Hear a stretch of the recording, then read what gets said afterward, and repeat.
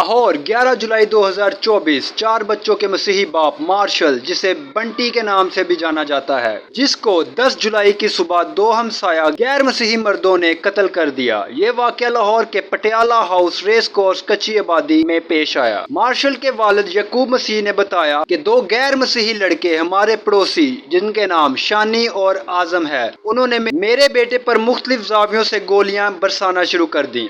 Martial کو لاہور کے service ہسپتال لے جایا گیا، جہاں وہ خون کی زیادتی کے باعث زخموں کی تاب نہ لاتے ہوئے چل بسا۔ علاقے میں غمزدہ مسیحی برادری فوری طور پر احتجاج میں سڑکوں پر نکل آئی اور فوری انصاف کا مطالبہ کیا۔ مظاہرین نے اس بات پر روشنی ڈالی کہ حملہ واروں نے جو منشیات فروشوں کو حال ہی میں جیل سے رہا کیا گیا تھا، انہوں نے مارشل پر 15 گولیاں چلائی تھیں۔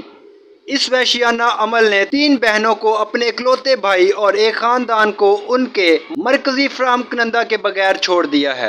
28 سالہ مارشل 4 بچوں کا باپ اور اپنے خاندان کا واحد کمانے والا تھا۔ مقامی پولیس نے اسی دن صبح 7:30 بجے ریس کورس پولیس اسٹیشن میں FIR درج کروائی۔ کمیونٹی کے احتجاج اور جرم کی شدت کے باوجود ابھی تک ملزمان گرفتار نہ ہو سکے۔